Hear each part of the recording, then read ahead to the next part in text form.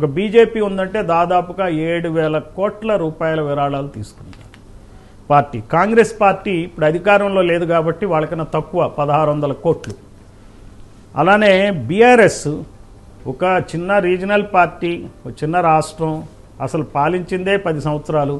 ఆ 10 సంవత్సరాలు ఉంటే కాంగ్రెస్ పార్టీ 1,600 కోట్లు విరాళాలు తీసుకుంటే వాళ్ళకి ఇస్తే, తీసుకోవడం ఏం లేదు, వాళ్ళకి ఇవ్వాల్సిందే. ఈ బిజినెస్ హౌసెస్ అన్నీ వాళ్ళకి ఇస్తారు.